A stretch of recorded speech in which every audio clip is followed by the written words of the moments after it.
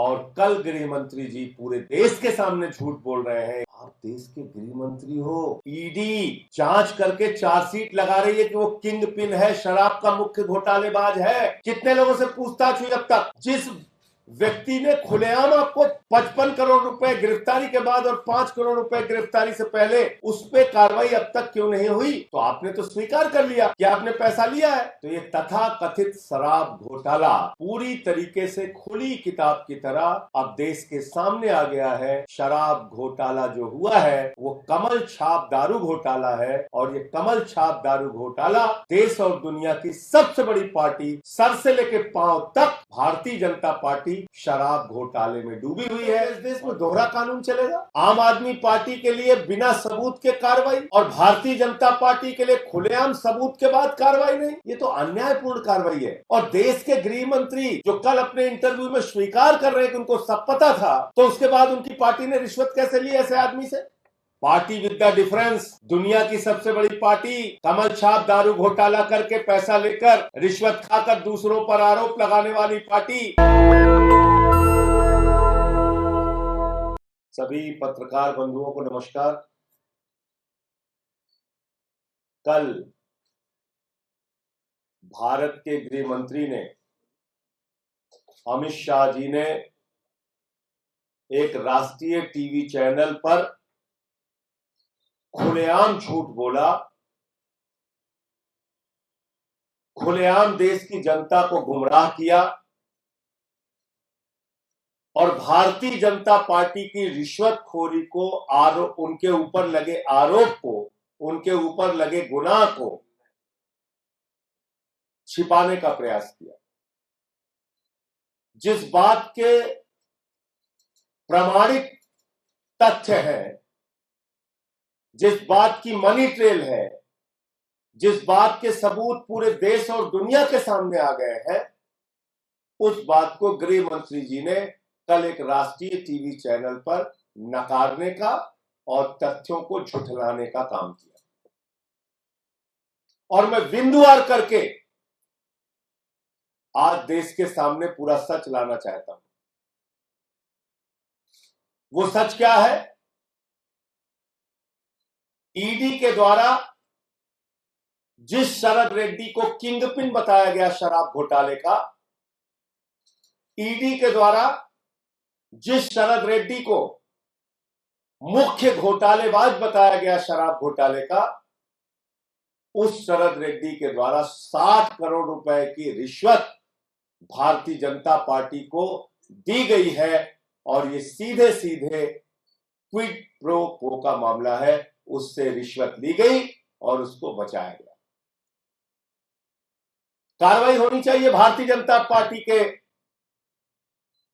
नेताओं के ऊपर, कार्रवाई होनी चाहिए बीजेपी के नेताओं के ऊपर, गिरफ्तारी उनकी होनी चाहिए। लेकिन गिरफ्तारी हो रही है अरविंद केजरीवाल की, मनीष सिसोदिया की। मुझे पकड़ के 6 महीने जेल में डाला। एक झूठा, एक बेबुनियाद केस। 500 रेड मारी गई ईडी के द्वारा, और उसमें एक भी रुपए की बरामदगी न अरविंद केजरीवाल जी के घर, न मनीष सिसोदिया जी के घर। मैं अपने केस के बारे में बोल नहीं सकता। कोई संपत्ति नहीं मिली, कोई पैसा नहीं मिला। बावजूद इसके अरविंद केजरीवाल जी गिरफ्तार हो जाते हैं, मनीष सिसोदिया गिरफ्तार हो जाते हैं। सारी कार्रवाई आम आदमी पार्टी के नेताओं पर चलती है। और जब हम कहते हैं कि शरद रेड्डी ने कमल छाप दारू घोटाला जो भारतीय जनता पार्टी ने किया है, उस कमल छाप दारू घोटाले पे कार्रवाई कब होगी, तो उस पर कोई न ईडी बोलती है, न सीबीआई बोलती है, न मोदी जी बोलते हैं, न अमित शाह बोलते हैं, न नड्डा जी बोलते हैं, न ही एलजी साहब बोलते हैं। मैं पूछना चाहता हूं कि इस देश में दोहरा कानून चलेगा? आम आदमी पार्टी के लिए बिना सबूत के कार्रवाई और भारतीय जनता पार्टी के लिए खुलेआम सबूत के बाद कार्रवाई नहीं? ये तो अन्यायपूर्ण कार्रवाई है। और देश के गृह मंत्री जो कल अपने इंटरव्यू में स्वीकार कर रहे हैं कि उनको सब पता था, तो उसके बाद उनकी पार्टी ने रिश्वत कैसे ली ऐसे आदमी से, जिसको खुद उनकी ईडी कह रही है कि वो किंग पिन है? ये तो आभार और धन्यवाद मैं देना चाहूंगा माननीय सर्वोच्च न्यायालय का कि उन्होंने कहा कि इलेक्टोरल बॉन्ड की डिटेल जारी करो। तब ये पता चला कि ये तो रिश्वतखोरी शराब घोटाले में भाजपा ने खाई है। ये तो आभार व्यक्त करना चाहूंगा, धन्यवाद देना चाहूंगा देश की ओर से माननीय मुख्य न्यायाधीश जी का कि उन्होंने कहा कि नहीं, इलेक्टोरल बॉन्ड अनकॉन्स्टिट्यूशनल है। 5 जजों की बेंच ने कहा ये असंवैधानिक है, असंवैधानिक है, अवैधानिक है, इलीगल है, इसको जारी करो। और उसको खुलेआम प्रधानमंत्री जी भी डिफेंड कर रहे हैं और अमित शाह भी डिफेंड कर रहे हैं, रिश्वतखोरी के पक्ष में मजबूती से खड़े हुए हैं। अब मैं आपको बिंदुवार करके बताता हूं। ये जो शरद चंद्र रेड्डी है, इसने जब इसको दिल्ली में ठेका मिला,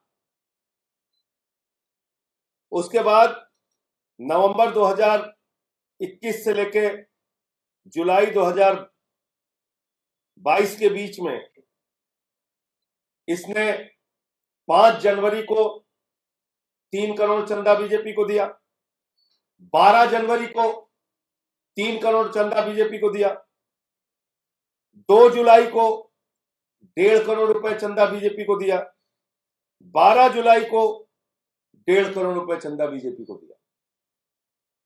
ये कब दिया? जब उसका ठेका यहां पे चल रहा था तो भारतीय जनता पार्टी को रिश्वत खिला रहा था वो उस समय। ये उसकी तारीख हो गई। अब आ जाइए 9 नवंबर 2022 को उसको जब छापे हुए उसके घर पे, तो उसने कहा कि उसने किसी को रिश्वत नहीं दी है। ये उसका स्टेटमेंट है। 9 नवंबर 2022 को शरद रेड्डी कहता है उसने किसी को रिश्वत नहीं दी।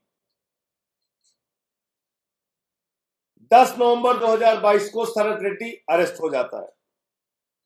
15 नवंबर 2022 को फिर 5 करोड़ रुपए चंदा बीजेपी को देता है। 5 करोड़ रुपए चंदा 10 नवंबर को गिरफ्तार होने के बाद शरद रेड्डी 15 नवंबर को 5 करोड़ रुपए चंदा भारतीय जनता पार्टी को देता है। पार्टी विद द डिफरेंस, दुनिया की सबसे बड़ी पार्टी, कमल छाप दारू घोटाला करके पैसा लेकर रिश्वत खाकर दूसरों पर आरोप लगाने वाली पार्टी 5 करोड़ रुपए की पहली किस्त पाती है। कब? 15 नवंबर 2022 को। जब वो ईडी के अरेस्ट में था तो उसके अकाउंट कैसे चल रहे थे? जब वो ईडी के अरेस्ट में था तो अपने बैंक खाते से वो कैसे वो पैसा बीजेपी को ट्रांसफर कर रहा था। 6 जनवरी 2023 को उसकी एक चार्जशीट आती है जिसमें ईडी कहती है कि शराब घोटाले का किंग पिन है शरद चंद्र रेड्डी। ध्यान से सुनिएगा। 6 जनवरी 2023 को 6 जनवरी 2023 को यानी कि उसकी गिरफ्तारी के बाद 10 नवंबर 2022 को गिरफ्तारी होती है। 6 नवंबर 2023 को उसकी चार्जशीट आती है जिसमें ईडी कहती है ये शराब घोटाले का किंग पिन है, मुख्य घोटालेबाज है और सबसे बड़ा लाभ उठाने वाला व्यक्ति है। 20 जनवरी 2023 को जब इसकी बेल एप्लीकेशन लगती है तो ये क्या कहता है अपनी बेल एप्लीकेशन में? During the hearing of his bail application in Rouse Avenue Court, Sharad Chandra Reddy accuses ED of putting undue pressure and using force on him and his employees to sign pre-dictated statements. 20 जनवरी 2023 को शरद रेड्डी कहता है कि उसके ऊपर और उसके कर्मचारियों के ऊपर ईडी दबाव डाल रही है अपनी ओर से कहे गए और अपनी ओर से लिखे गए बयानों पर हस्ताक्षर करने के लिए, बयानों को देने के लिए। He claimed that the accusation of paying 100 crore bribe to Delhi government officials was baseless. 20 जनवरी 2023 को शरद रेड्डी कहता है कि 100 करोड़ रुपए रिश्वत देने की बात, दिल्ली सरकार के अधिकारियों को देने की बात पूरी तरह निराधार है, झूठी है। उसकी बेल एप्लीकेशन तो पड़ी होगी, पढ़वा लीजिएगा, थोड़ा मेहनत कीजिए। मीडिया के लोग जैसे आम पूड़ी मिठाई पे इतनी मेहनत कर रहे हैं, थोड़ी मेहनत इस पे भी कर लीजिए। आम पूड़ी मिठाई आलू पे तो दिन रात मेहनत हो रही है, इस केस की पड़ताल तो कीजिए, सच तो लाइए देश के सामने। क्या हुआ है अरविंद केजरीवाल के साथ, और क्यों मैं बार बार कह रहा हूं कि यह गहरी साजिश है। और कल गृह मंत्री के बोलने के बाद तो पूरे देश को यह जानना जरूरी है। आगे पढ़ रहा हूं।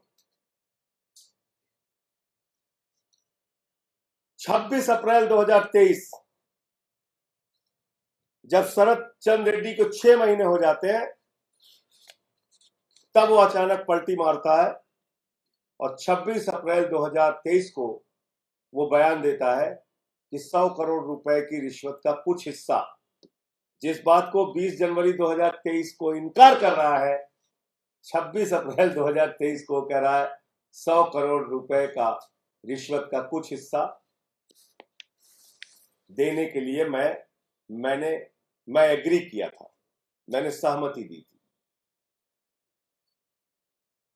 और इस बीच क्या होता है कि उसकी बेल जो है वो 20 जनवरी 2023 को रिजेक्ट हो जाती है ईडी के विरोध के बाद। जब वो मना करता है कि उसने कोई रिश्वत नहीं दी, तो ईडी उसके बेल का विरोध करती है और उसकी बेल लोअर कोर्ट से रिजेक्ट हो जाती है। अब 8 मई 2023 को यही शख्स हाई कोर्ट पहुंचता है और हाई कोर्ट में कहता है, 26 अप्रैल को सुन लीजिएगा, याद कीजिएगा, 26 अप्रैल 2023 को उसने कह दिया, हाँ कुछ हिस्सा हमने रिश्वत की देने की सहमति दी थी, 100 करोड़ की रिश्वत के कुछ हिस्से को हमने भी देने की सहमति की थी। 26 अप्रैल को यह कहता है और 8 मई 2023 को जब दिल्ली हाई कोर्ट में वो अपनी इंटरिम बेल फाइल करता है और कहता है, एक तरफ सत्येंद्र जैन की इंटरिम बेल फाइल होती है, उनकी सर्जरी करानी होती है, 26-28 किलो वजन कम हो जाता है, उसका जमकर ईडी विरोध करती है, आप सबको पता है। लेकिन इतनी बड़ी बीमारी इसको हो जाती है 8 मई 2023 को कि ईडी उसकी बीमारी के एप्लीकेशन का विरोध नहीं कर पाती। अब आप सुनिए कितनी बड़ी बीमारी हो गई इसको। 8 मई 2023 को अचानक उसको इतनी बड़ी बीमारी हो जाती है जिसकी बीमारी का ईडी विरोध नहीं करती, और वो बीमारी है कमर दर्द। कमर दर्द, आप लोग भी कभी जेल जाइएगा तो याद रखिएगा, कमर दर्द के नाम पे आपको बेल मिल सकती है। सर्जरी के नाम पे नहीं मिलेगी, लेकिन कमर दर्द के नाम पे मिल सकती है। कमर दर्द के नाम पे उसको बेल मिल जाती है। 8 मई को उसको बेल मिलती है 2023 में, और 2 जून 2023 को वो सरकारी गवाह बन जाता है। 2 जून 2023 को वो सरकारी गवाह बन जाता है और उसके बाद वो 50 करोड़ रुपए भारतीय जनता पार्टी को चंदा देता है। 50 करोड़ रुपए भारतीय जनता पार्टी को चंदा देता है। और कल गृह मंत्री जी पूरे देश के सामने झूठ बोल रहे हैं, एक राष्ट्रीय टीवी चैनल पे बैठकर कह रहे हैं, अरे भाई अगर उसने हमारी मध्य प्रदेश यूनिट को चंदा दिया है अगर वो आरोपी था तो उसको चंदा नहीं देना चाहिए था। इस तरह की बातें। आप देश के गृह मंत्री हो। ईडी जांच करके चार्जशीट लगा रही है कि वो किंग पिन है, शराब का मुख्य घोटालेबाज है। उससे तो आपने रिश्वत ली। उसकी गिरफ्तारी के बाद आपकी पार्टी ने रिश्वत ली 55 करोड़ रुपए की। कितने लोगों की गिरफ्तारी हुई अब तक? कितने लोगों से पूछताछ हुई अब तक? हमारे नेताओं के घर से तो 1 रुपए बरामद नहीं हुआ, उनको तो पकड़ के जेल में डाल दिया आपने। जिस व्यक्ति ने खुलेआम आपको 55 करोड़ रुपए गिरफ्तारी के बाद और 5 करोड़ रुपए गिरफ्तारी से पहले 60 करोड़ रुपए की रिश्वत दी है, उस पर कार्रवाई अब तक क्यों नहीं हुई? तो आपने तो स्वीकार कर लिया कि आपने पैसा लिया है। मध्य प्रदेश यूनिट या बंगाल यूनिट या तमिलनाडु यूनिट, किस यूनिट को पैसा मिला? ये तो जांच शुरू करोगे तब पता चलेगा ना, कैसे कैसे पैसा लिया, कहां से लूट होके आया। और आपको ये पता है कि मध्य प्रदेश यूनिट को मिला, इसका मतलब आपको पता था 55 करोड़ रुपए की रिश्वत आ रही। एक पार्टी को 55 करोड़ रुपए मिल गए, उसको पता ही नहीं चला। ऐसा रुपया बह रहा पानी की तरह, और उसके खाते नहीं सीज हुए, उसकी प्रॉपर्टी अटैच नहीं हुई, उसको पार्डन मिल जाता है, कोर्ट से माफी मिल जाती। तो ये तथाकथित शराब घोटाला पूरी तरीके से खुली किताब की तरह अब देश के सामने आ गया है। शराब घोटाला जो हुआ है वो कमल छाप दारू घोटाला है, और ये कमल छाप दारू घोटाला देश और दुनिया की सबसे बड़ी पार्टी, सर से लेकर पांव तक भारतीय जनता पार्टी शराब घोटाले में डूबी हुई है। और उसके सारे प्रमाण और तथ्य मैंने तारीख वार एक एक डेट करके आपको बता दी। और मैं उम्मीद करता हूं कि आम, आलू, पूड़ी, केला इससे बाहर निकलकर अब कम से कम ये सत्य भी देश के चौथे स्तंभ को दुनिया के सामने, देश के सामने रखना चाहिए। मुझे इतनी बात कहनी थी। आपका कोई प्रश्न हो आप पूछ सकते हैं। नेशनल दस्तक की आपसे गुजारिश है कि अगर इसको बचाना चाहते हैं तो नेशनल दस्तक को सब्सक्राइब करने के लिए रेड कलर के सब्सक्राइब बटन को दबाएं, फिर बेल आइकन की घंटी दबाएं। नेशनल दस्तक को बचाने के लिए बहुत जरूरी है कि हर खबर को शेयर करें, लाइक करें, कमेंट जरूर करें।